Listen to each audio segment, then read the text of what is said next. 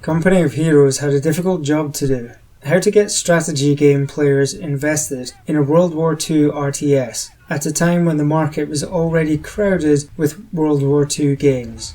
The first half of the 2000s was a boom time for World War II themed entertainment, with the success of Steven Spielberg's Saving Private Ryan in 1998 and the amazing HBO miniseries Band of Brothers in 2001, triggering a renewed interest in the conflict. Games were quick to capitalise, with Medal of Honor Allied Assault recreating the apocalyptic Utah beach landing featured in Saving Private Ryan for gamers to enjoy.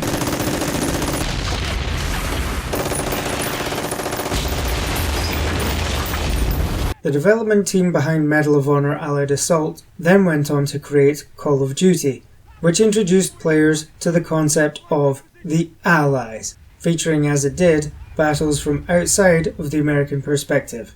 A wave of World War II shooters followed, which was accompanied by an equally robust wave of World War II strategy games. In the 5 years prior to Company of Heroes' 2006 release, RTS gamers looking to get their WW2 fix could turn to Blitzkrieg, Blitzkrieg 2, Sudden Strike 2, Soldiers Heroes of World War II, World War II Frontline Command, Desert Rats vs Afrika Korps, Axis and Allies, War Times, and Stalingrad. Finding a way to stand out from the rest of that crowded field would be an epic challenge. Not only did Relic, the developers of the Warhammer 40k themed Dawn of War, accomplish that, their game then went on to become the highest rated PC game of 2006, the third highest rated game of 2006, and the highest rated RTS game of all time, according to the review aggregator Game Rankings. So how did they do it? What was the secret sauce that made this the ideal RTS game, the zenith of the genre, sitting on a lofty perch above an RTS battlefield? It uses the same fundamentals from Dawn of War 2 years earlier, in that the battle maps are segregated into zones, each of which have capture points. Capture the point and the territory falls under your control, along with the resources that it generates. Some points provide ammunition, others fuel, and to be able to construct tanks and the buildings needed to create them, you need a healthy supply of both. So this system encourages aggressive expeditionary play. Furthermore, in order for the resources to start generating, the capture points have to be linked to your base of operations in a continuous chain. This allows smart, tactically minded players to cut off the flow of their enemies' resources by breaking their supply lines through strategic captures. This focus on tactics is at the heart of Company of Heroes design. The game largely eschews massed pitched battles in favour of small-scale skirmishes that allows the use of real-life squad-level tactics to shine. Flanking manoeuvres and the use of cover play an important role. Armour is more vulnerable in the sides and rear, so using one squad to attack from the front, keeping the enemy engaged, while a second flanks from the side, can often make the difference between hard-fought victory and crushing defeat. Of course, these traditional hammer and anvil tactics are nothing new, as any fan of the Total War series can attest. Company of Heroes also captures the feel of modern warfare, however, by making use of the principle of combined arms. Different units serve different purposes, and making effective use of all of your units in combination with each other can often be essential to victory, especially on the higher difficulties. Machine gunners, for example, are not only deadly to infantry at close range, they can also pin the infantry down.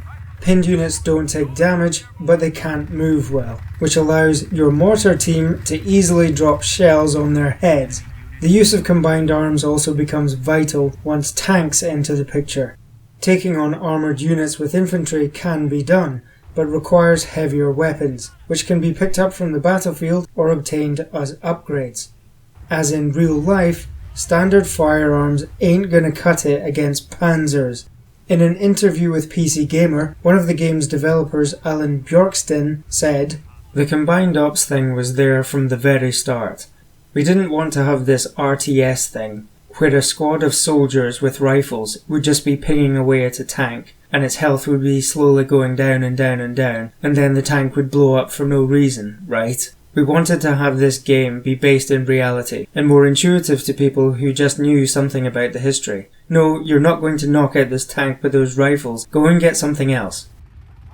This commitment to realism over established RTS tropes gives Company of Heroes combat an authenticity that other RTS games and even some military shooters just don't match. It is by no means a completely realistic war simulator, but it is a good enough approximation of squad level combat to give you a real sense of how combined arms work, how fire and maneuver tactics are used, and how mortifying it must have been for infantry to go up against tanks or get hit by artillery.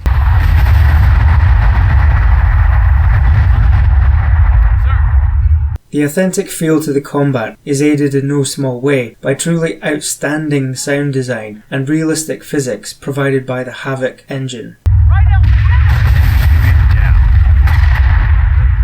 Machine guns sound like they could tear through a whole squad in seconds.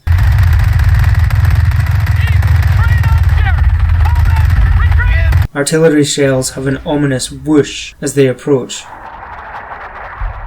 and the notorious flak 88s are frankly terrifying. Perhaps the best use of sound, however, are the voices. Death from above! The voice acting is very good across the board, and the game thankfully doesn't shy away from the coarse language you would expect soldiers in a war zone to use. Random conversations between idle troops can be overheard, and when engaged in combat they will shout observations to each other. Casualties will cry out in pain, while their remaining comrades will become agitated and panicky. Conversely, triumphant cries are heard when enemy squads are finished off. Enemy unit destroyed! Way to go, Army! Listen up, Paris! All of this effort really helps bring the soldiers to life and gives them personality, which helps make their inevitable sacrifice more impactful than most RTS games with their legions of disposable troops. Listening to the chatter also makes it clear where Relic's inspiration came from.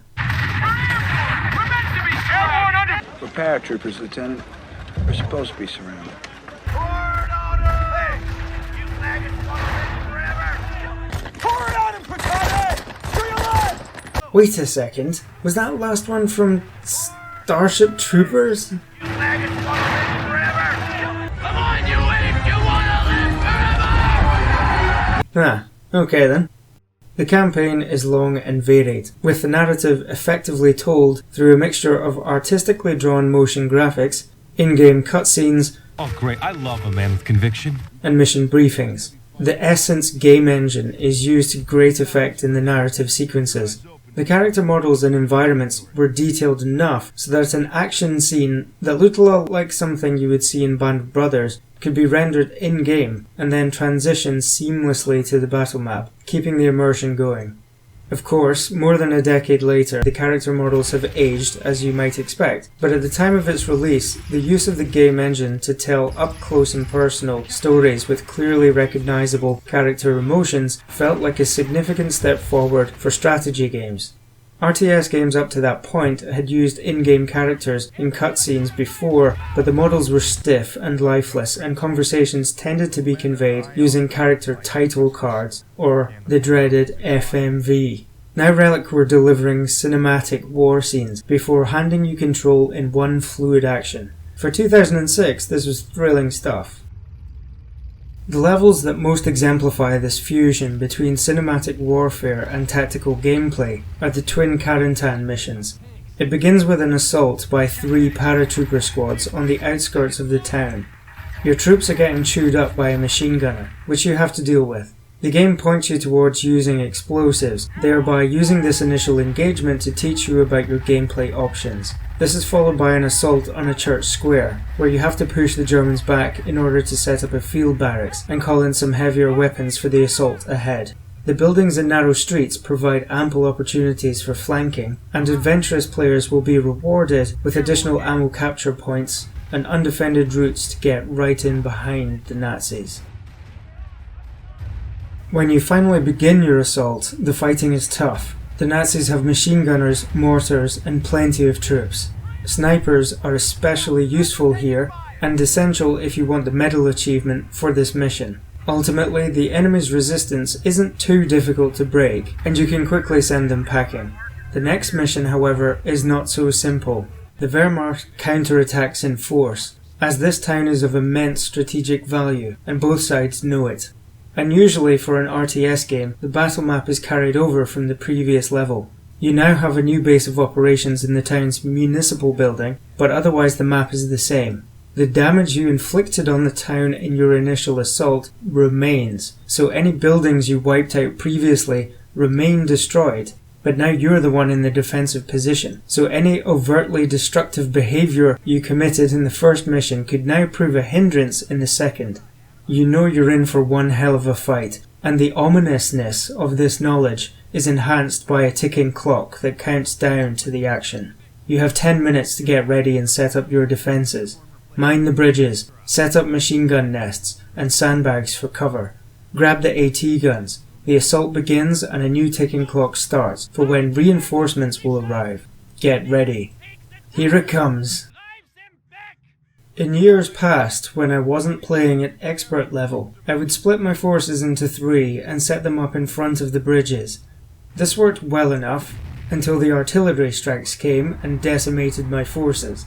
Now I set up a defensive line at the edge of the town square. I can keep my forces together, which enables me to respond more quickly to threats from multiple directions. It also keeps them safely out of reach of that artillery, and keeping your army intact is essential on expert. Eventually, with around 5 minutes on the clock left, you will be pushed back to the church.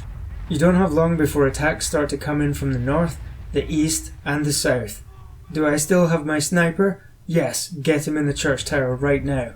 Do I have any AT guns left? Get it firing on those Stoogs to the south. Oh crap, there's another one coming in from the north. Paratroopers with bazookas, get over there. This is going to be tight.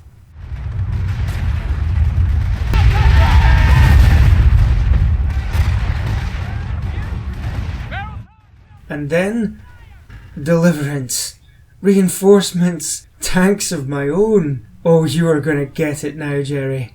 It's not easy to artificially create the sense of a desperate last stand, but by Jove, they managed it. Unless you're some kind of super pro RTS player that isn't fazed by anything, but for the rest of us you get the idea. As Quinn Duffy, the game's director, said, "I know those missions had a tremendous amount of effort put in. They were sort of a set piece. They were an example of what we were shooting for. I think just the balance to get the kind of desperate sense of defense in the second part of the mission and get that feeling just right of being rescued at just the right moment. Getting that with so many different kinds of players playing is really hard. But it was such a cool inspiration from Band of Brothers, and doing our take on Carentan and having that as reference and seeing the little bits emerging from the inspiration was really neat. To my recollection, it was one of the missions that probably had the most time put into it. And it shows. From starting with just 3 understrength squads of paratroopers, the Carentan missions unfold with near constant escalation until you find yourself in the middle of a pitched battle to rival anything in wargames, shooters included. The twin combination of these assault and counterattack missions is the game's masterstroke. The increasingly desperate defense of Carentan matters so much more because we had to fight to take the town in the first place. So if our defense cracks and fails, we not only fail our current mission, but we also undo the victory of the previous one. I've played this game many times over the years, and yet the arrival of the reinforcements never fails to produce a sigh of relief. If I do have one criticism, It's that the medal requirement for the Carentan Counterattack is near impossible to achieve on expert difficulty. You can see from this playthrough that when I beat the level, I only had around 160 kills of the 350 needed for the medal. I played this level several times on expert using different strategies, but I could never get much further than 200 kills. I understand that the best way apparently is to set up a defensive position close to where the enemy appears in the northeast corner of the map, but I personally found that the enemy's mortar teams quickly upend that setup. Having looked at a few strategies and comments on precisely this problem, I know that I'm not alone. Now, before anyone says, "I've done it, it's easy, get good," or whatever, I'm well aware that it can be done, but it doesn't seem to be a well-balanced achievement if only the top 1% of players can or will do it. Anyway, that's all I have to say about that. Now, hopefully you've enjoyed this presentation and it has convinced you to give this now venerable title a try, if you haven't already. It's truly a shining example of the strategy genre, and the Carentan missions are two of the best levels in video games.